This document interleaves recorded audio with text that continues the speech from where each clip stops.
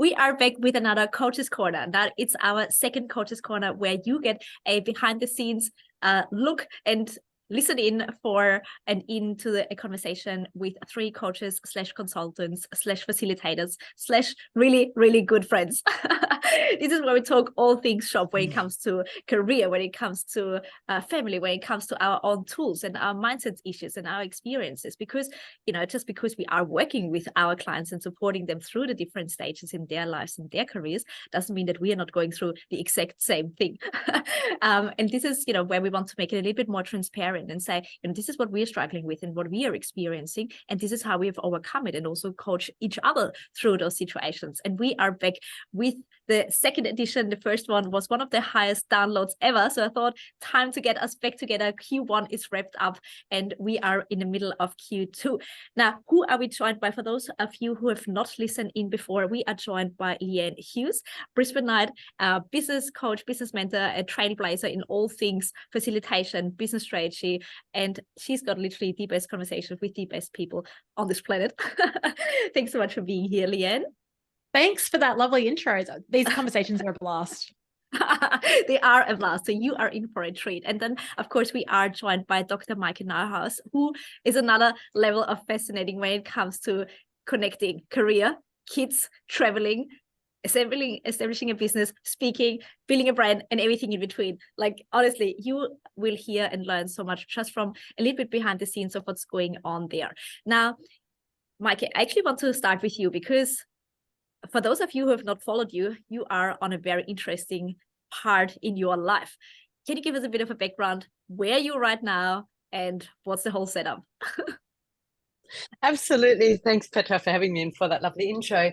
I guess you are talking about us traveling as digital nomads at the moment. So earlier this year, so in January, my family and I decided to pack up bags and leave the country being Australia usually, and we still have a base there and we will come stage.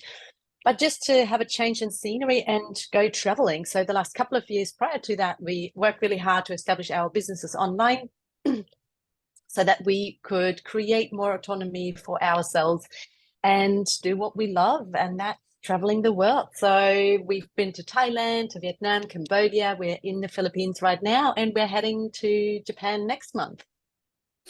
Incredible. And, you know, we will also talk in a second about change management and resilience and not things go to plan whilst having all the grand ideas of what success looks like. And then you have to deal with all the situations and circumstances that you don't even know about yet. And this is also what we can apply from a travel perspective into our careers, into our lives, because we see a lot more disruption going on right now in the economy, which we are going through in a second.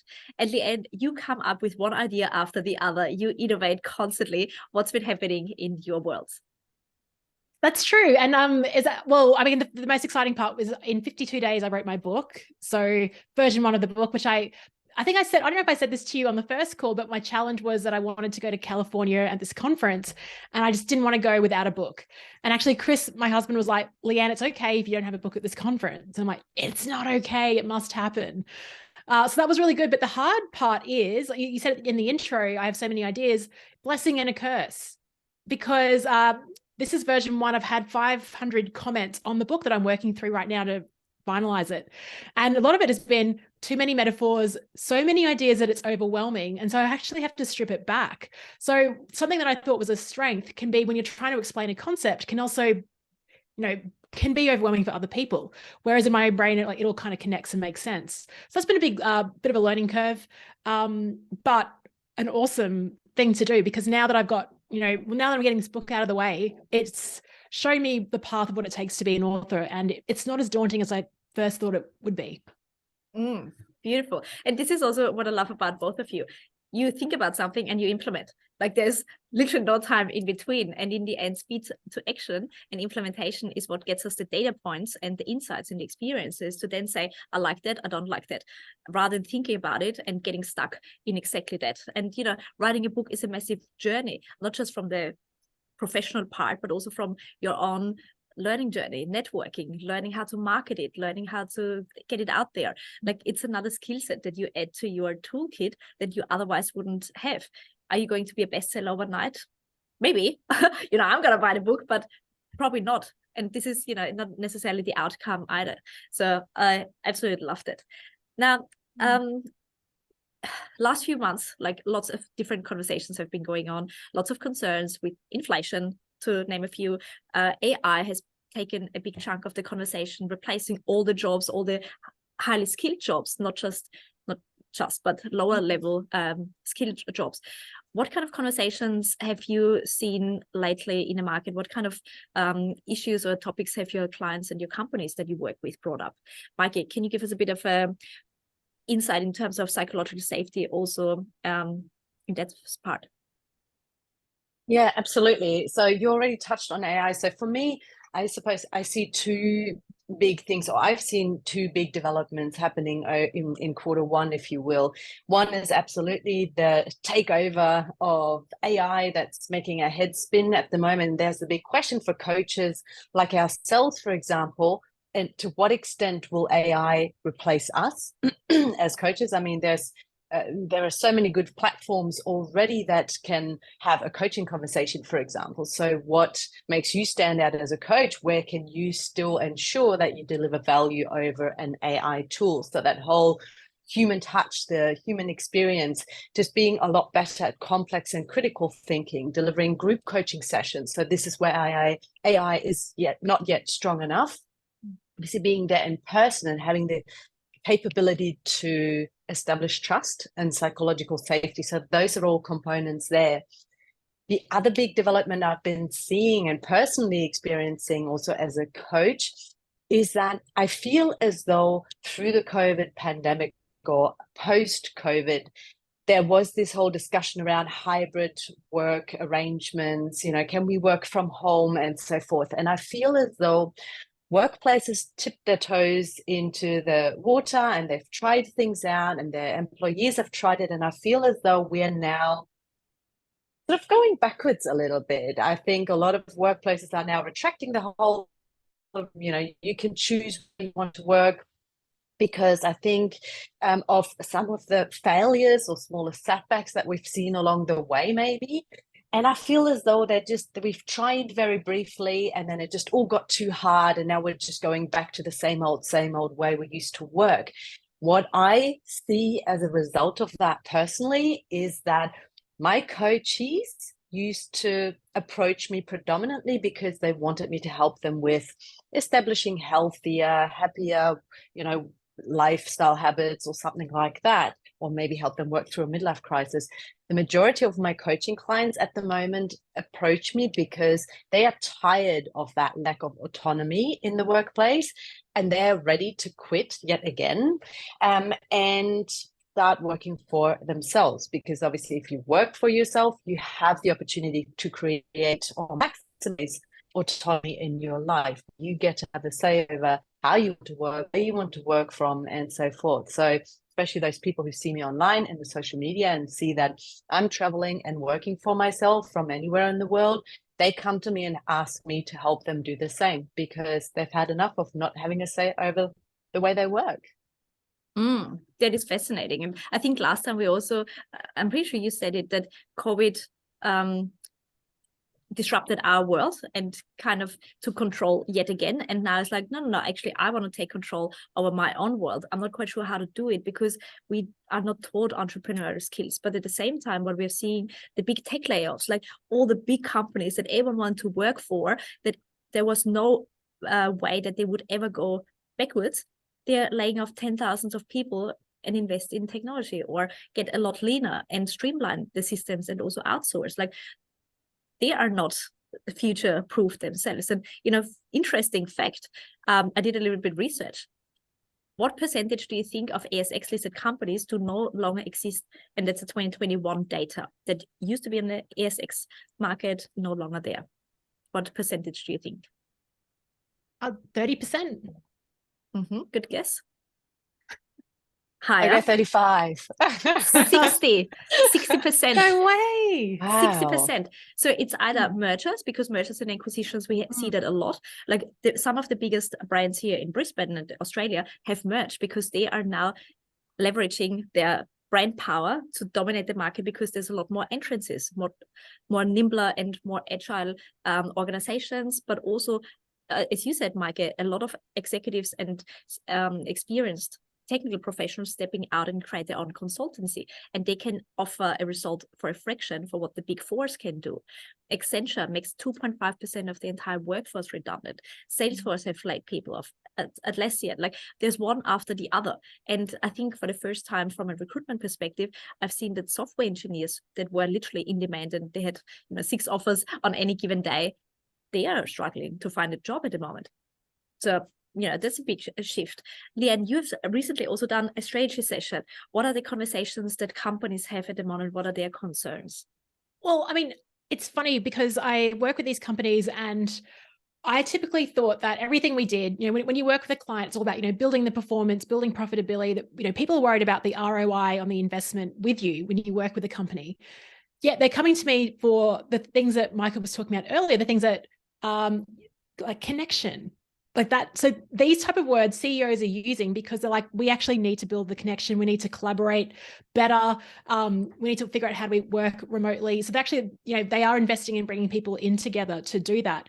Whereas I think maybe even 5 years ago, investing in connection would have been like something kind of fluffy that you do if you had extra budget. But now it's seen as more of a kind of critical thing, which is great because that's the type of work that I do. But it's funny what Micah says, like every day on LinkedIn, you see someone that's leaving their employment, not to get another job. The competitor isn't other companies, it's the ability to start your own business because the barriers to entry are quite low. And I think in our space, that's building up the competition in terms of there's just fabulous people out there. There are solopreneurs and fellow consultants as well. So this really comes back to what is the differentiator? What's your value proposition? The personal branding and how well people connect with you. I heard a really great phrase yesterday on a guest on Jenny Blake's podcast, Free Time. And he said, you don't have to be the best. You just have to be someone's favorite. And I really like that.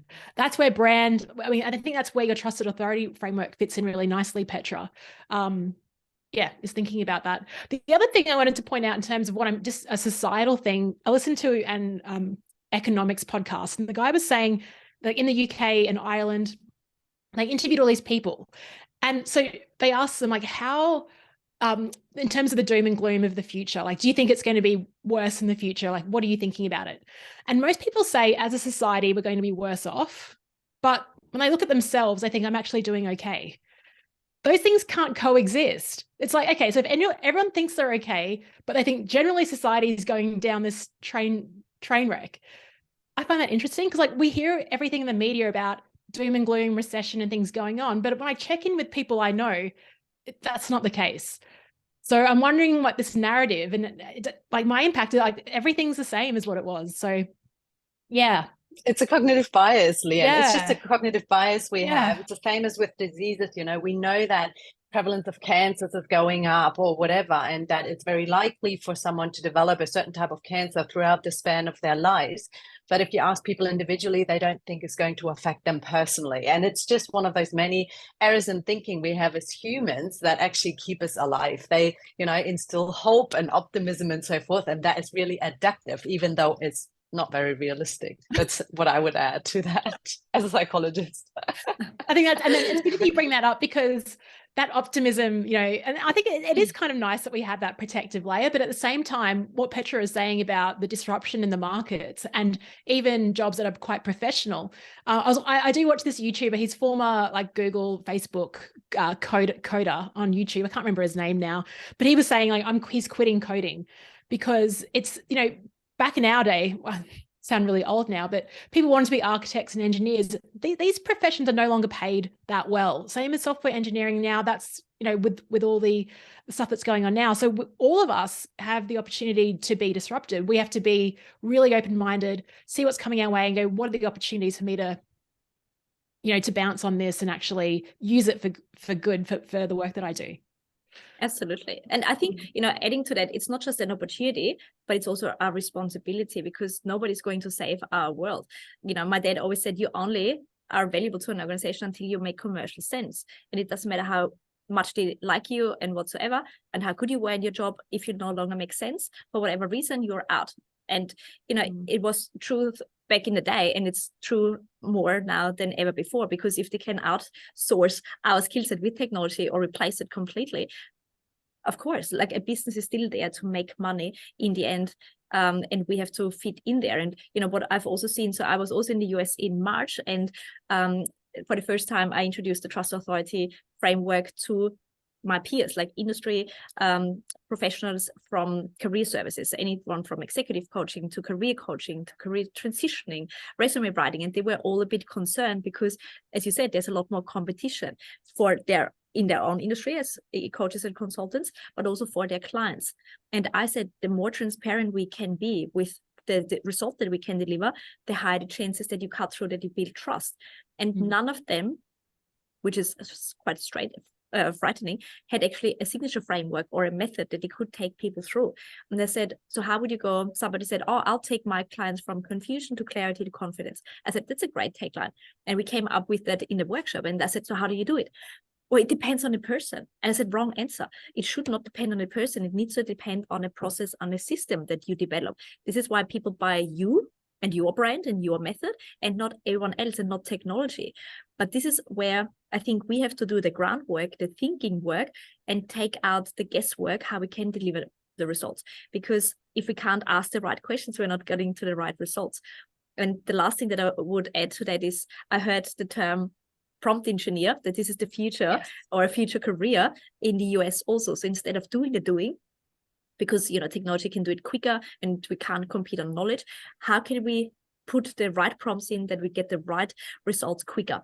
And that was really fascinating. That, because it was even the other day, like, I created something and my friend's like, how did you prompt that? How did you get that out? I was like, oh, and then I copied and pasted it to Google Docs, and it was 50 pages. And he read it and he goes, that was a compelling conversation. Like, and I'm like, well, maybe that's a skill set. I can add engineering to my LinkedIn skills now.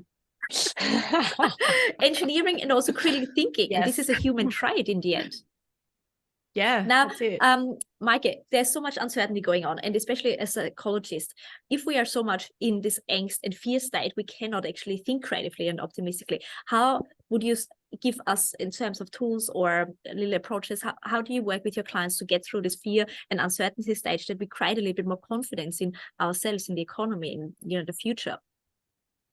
Yeah, great question. And this also ties back to what Leanne was saying before, because on one side, we have this cognitive error, thinking error, or this level of naivety, if you will, that keeps us in this bubble that we personally are going to be fine, not affected by the developments in the economy and so forth. At the same time, that sets us up for failure, because we have to face the reality that, no, we are all in the same boat. So the question really is, how do you get out of your bubble so that you don't become your biggest obstacle in this way? So how do you become uncomfortable by facing the reality in a comfortable way? So that's kind of the key question. And it's sort of like by taking, you know, little steps, because we need to sort of let that reality in and kind of start asking ourselves, okay, could it be that maybe I am not completely protected by these developments in the economy? And if so, in what way? And asking yourself, well, what are the things that you still contribute to society at the moment that are not replaceable by AI at this stage? And it's all about really taking small steps and asking yourself the right questions, and starting to take actions and really trying things out, because you can't stay stuck in that bubble of overthinking, but you need to start taking action. And in the beginning, that will never feel comfortable, and you will never feel confident. We need to start taking actions before we can actually cultivate that confidence. I think that is sort of the key point here. You know, you will make mistakes, so just embrace that as a learning journey. Absolutely. Now, Leanne, you work with a lot of companies, and you always say, I'm the right fit for those who are up for it, whatever that means, you know, in a big, bold way. But so many companies say, yeah, we need change, we need innovation, but not that much, or not that much change, or not that much innovation. Let's just do this tiny bit, or even better, let's stay where we are. How do you overcome that kind of mindset? Yeah, well, I think when it's interesting, because there's a really famous meme where there's like a cartoon and someone's saying, we want change. And then the second image is, well, who wants to change? And no one puts their hand up. And it actually just starts with the leader themselves and them actually boldly trying something a little bit different. And it doesn't have to be like, one of my favorite books most people have read is The 4-Hour Workweek. And Tim Ferriss starts with actually like little challenges, like going into a cafe and just lying on the cafe floor just to get yourself out of the comfort zone, just like a little tiny action. I don't advise my clients to do that, but in their context of work, something I talk about is work in public. Because I actually had to remind myself of the concept the other day. So I'm working with a client, I'm trying to design a program, and I'm in my own head about it. I just can't get unstuck. I'm thinking about it, I'm journaling on it, I'm running, and I'm like, I don't have the answer. And this is killing me because I want to send them something that's complete and final with a bow on it. I thought, hang on, Leanne, take on your own advice. So work in public is what Maike was talking to. It's like sharing half-baked ideas and saying, look, this isn't ready. This is what I'm kind of thinking. Can we have a discussion around this? And we did, and it was amazing. And we got the resolution. And it required me to get out of my own head and remind myself I don't have all the answers. So that's the approach that I take with leaders that say this. Because when you define it and you ask them, what would it look like to change significantly? What would innovation, the metric for what that looks like or for success, it hasn't even been defined. Like, it's easy to throw around these words, but if you ask them, what would that look like and how would we know we've achieved it? It's difficult to get a response on that. So I think the tiny habit of actually, like, all of these challenges are brand new. No one's ever solved them before. You're in an organization, you're lucky. Like, I've got to talk to peers, people like you, just to bounce things off. They've got a whole organization of employees. Like, how do you use each other to iterate and to get better? I love this, and it also ties into what I see is the next skill for leaders. Like, it's not about how much you know, but it's about how can you curate knowledge, a collective knowledge, because nobody's got the one answer when it comes to what does AI do to our industry. Who knows? But as a collective, we do have an answer and we can come up to a solution. But it deals also with a lot of uncertainty and also this being brave to put yourself out there and say, you know what, I don't have the answer. Well, I can criticize for it because I should know it all, but not the case anymore. Well, the fact, I preach about it, and for even me to do it was hard. And I'm like, whoa, this is hard. Because I was like, they're paying me. I'm meant to be the professional. I'm meant to be the expert. What the hell? Like, and I couldn't. But it's also what makes you human. Yeah. But it's also what makes you human as opposed to an AI model. And that's what establishes trust as well. Yeah. It was great. Like, and the result was just better than I imagined. And connection, because in the end we still want to be part of the co-creation design. It's not just I know it all and I give it to you. It also needs to be a give and take kind of relationship. And I think if you're leading a team, if you're working with a client, if you're developing a program, like, the more input you can get, the more feedback you can get. And the 500 comments on your book, hallelujah, like, this is the best data source ever. And you put yourself out and say, yeah, it's not perfect. Actually, I hope it's not perfect, because it means I've got some wiggle room. I think that actually leads to mastery. There's never an end process either. Yeah. Now, let's wrap up in terms of tools, resources, and how we can deal with certainty, how we can upskill to not let AI and technology overrule us. What are your current go-tos? It could be a podcast, it could be a tool, it could be a technology. What are you using? Maike, let's start with you. Anything that comes to mind? My answer is going to be disappointing because I don't have one go-to tool that I can highlight. What I would say, and it ties back again to our conversation, is to just go and explore. And that's what I've been doing over the last couple of months. Just anything I can find, AI tools that people talk about to generate images. Well, go and sign up and try it out. Or Leanne, what you shared with me, AI tools to have an AI photo shoot for yourself. Go and try it out. Have a play with ChatGPT. We tell our children, you start using ChatGPT every day. Start having conversations with it, challenge it, try it out. You need to get to know this stuff now more than ever before. And this should be a key part of any schooling system at this day and age. So just going out and exploring. The other thing I'm really doing is, again, sort of focusing on where can I provide an edge and be different, and also just upskilling in terms of knowledge area and so forth. I always do that, continuously learn from the best. So yeah, keep learning. And so I just do that obviously through various podcasts and books and so forth. But I really put an emphasis on that at the moment. Oh, I love it. Beautiful. And Leanne, have you got any resources that you're currently obsessed I mean, with? there's a ton. I'm saying I just love learning, but a book that's really stood out for me, I keep sharing it with people. I had to get the Audible here just so to get the author. It's called The Road Less Stupid. Title. Get the tone of the book from that, by Keith J. Cunningham. But the major thing I liked, so he talks about two things that I like. One is the dumb tax. So he says, we just make these decisions without actually thinking through. And because we're so busy moving from meeting to meeting, and we're just getting, stuff off our to-do list, we're not actually thinking about things. So the key concept he talks about in that book is dedicated time. He calls it thinking time, where you go to a place in your house, have a thinking seat, no screens, and you have a question and you just think about it for 45 minutes, and you might journal on it. So a very powerful question he's got there is, what am I not seeing right now? And I love that. And you just have this dedicated time to think. And I think that honestly, that's a real luxury, like to have that time. But he says it's the number one thing that moved him and his business and his success. And I just like that approach. Well, as we coaches always say, the better the questions, the better the answers. So if we focus on the problem, we're not going to find a solution. And simply coaching yourself through that. What am I not seeing? What I'm willing to give up? Like, these are hard questions and we don't necessarily have all the answers straight away, but it doesn't mean that our brain doesn't search for it. And usually in the most random moments, in the shower, going for a run, this is when I'm like, this could be it. And I think we all have to learn also how to coach ourselves through that, because, what I've seen also at the conference, like I've given this keynote like a gazillion times. And all of a sudden on the weekend prior to the Monday, it's like, oh my God, is it good enough? Is it advanced enough? They're going to hate me. I should pack and go home. Like, all of a sudden I had the biggest imposter syndrome, even though I had given that, for so many times already, and I knew the content. But the one thing that changed, instead of working with directly the end consumers and clients and students, it was the peers that I was talking to. That was the shift. And I was like, oh my God, I can't do this. And then, everyone said it was amazing. They've never learned about it. So it was ticking the box anyway. But it goes to show that it doesn't matter which level you are, new levels, new devils. And it comes down to managing also your emotions, especially so much uncertainty and so forth. It's so easy to get into this negative spiral to say, oh my God, I'm not good enough. Everyone hates me. That's easy. Getting it through to the other end, that's not so easy. And I think this is what we all have to learn a bit more. Absolutely.